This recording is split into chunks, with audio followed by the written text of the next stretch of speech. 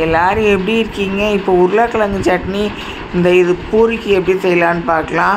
கடாயில் 3 ஸ்பூன் எண்ணெய் ஊற்றிட்டு கடுகு, உளுந்தம்பருப்பு, வெங்காயம் சின்ன வெங்காயம் போட்டுட்டு பச்சை மிளகாய் 2 பச்சை மிளகாயும் போட்டு உப்பு 1 ஸ்பூன் போட்டு மஞ்சள் தூளும் 1 ஸ்பூன் போட்டுக்கோங்க.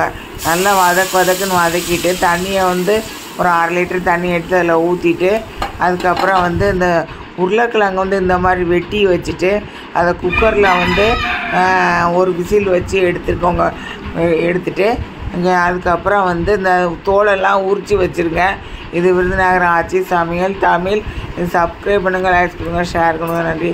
அந்த இதில் தண்ணி ஊற்றுனதில் இந்த பொட்டுக்கடலையை அரைச்சிட்டு அதை மிக்சியில் அரைச்சி அதில் போட்டுருங்க.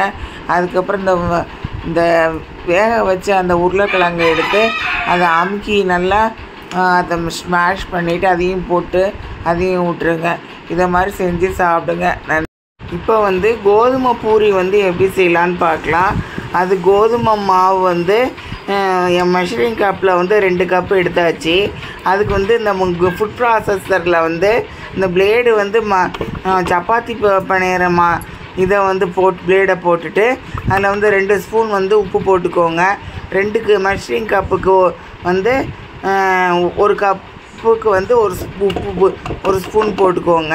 2 கப்புக்கு 2 ஸ்பூன் போட்டுக்கோங்க.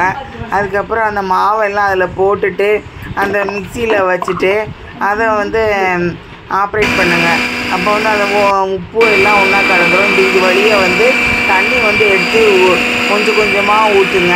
கொஞ்சம் கொஞ்சமாக ஊற்றுனோன்னா அது இந்த மாதிரி கட்டியாக வந்துடும். இப்போ அந்த இதில் சப்பாத்தி இதில் அந்த இதை வச்சு அதில் வச்சுட்டு அதில் உருண்டை உருண்டையாக பிடிச்சி எடுத்துக்கோங்க. கொஞ்சம் கொஞ்சமாக சின்ன சின்ன உருண்டையாக இந்த கோதுமை மாவை எடுத்து அந்த இதில் உருண்டையில் போட்டுட்டு எல்லாத்தையும் நல்லா ஊற்றி எடுத்துக்கோங்க. இப்போ அந்த இதில் வச்சுட்டு அந்த கிளாத்தில் வச்சுட்டு அதில் அந்த சப்பாத்தியை பூரி மாதிரி இழுத்து விட்டுக்கோங்க. பூரி மாதிரி பேனில் எண்ணெய் ஊற்றிட்டு அதை கேஸ் ஸ்டவ்லேயே ஃபுல்லாக வச்சுக்கோங்க.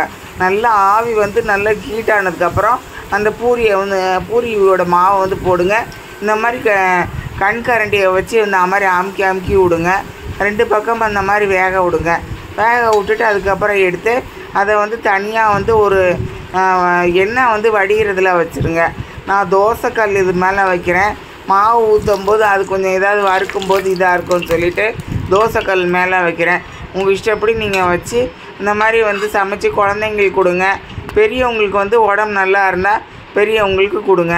இந்த மாதிரி சமைச்சு பிள்ளைங்களுக்கெலாம் கொடுத்து இந்த நல்ல ஒரு பூரியை சமைச்சு சாப்பிடுங்க. நன்றி.